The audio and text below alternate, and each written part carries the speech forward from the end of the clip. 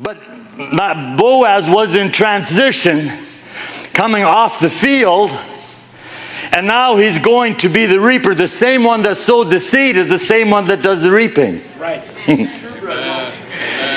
So the same one that sows the field, in his field, let it grow up and certified his field, and he's the same one that does the reaping. Amen. Right.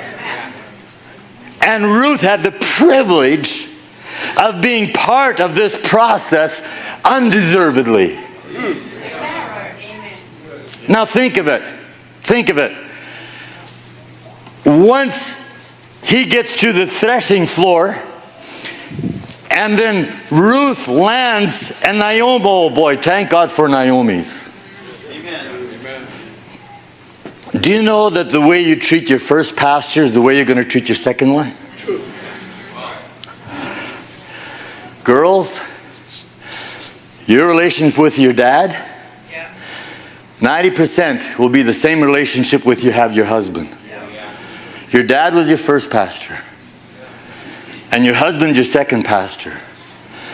And there's more than once that I've been marriage counseling and I said, I need you first to go make it right with your dad. Because if you don't make it right with your dad, you're going to bring the same thing into your marriage.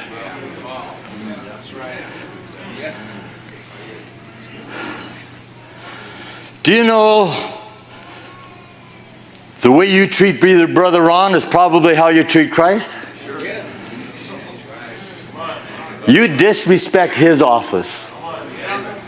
You may not like him, but don't disrespect his office. Because that is what will carry you to Christ. Does that make sense? You understand the principles now? That's right, brother. Okay?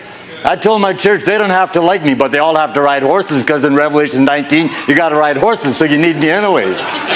But you may not like me, but you're going to take riding lessons from me. That you are going to do. That's scriptural.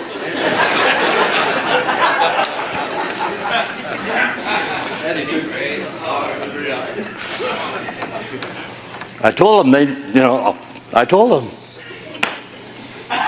Look, if you get to Revelation 19, fall off your horse, don't blame me.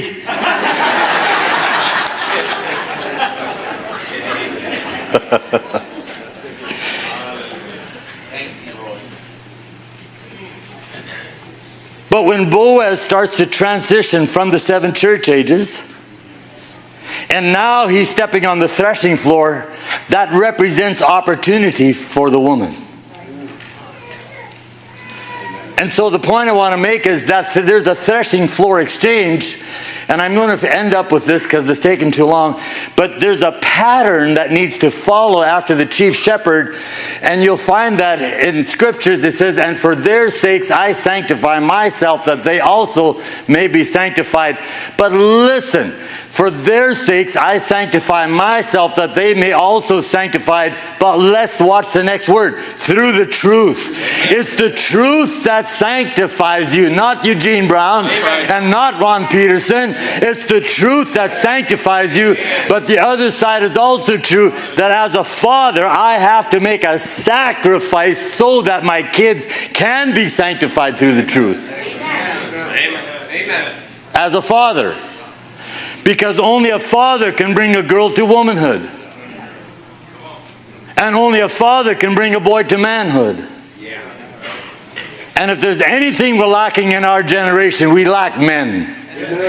And the women are strong because the men are weak. If the men were strong, we'd have strong women for the right reason supporting their husband.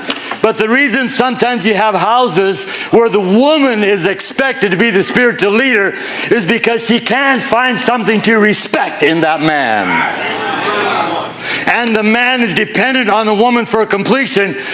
The man should depend on Christ for completion, not the woman. We went through that yesterday, you understand? And why would a woman trust a man when the woman can control the man? He's not worth trusting. Sure.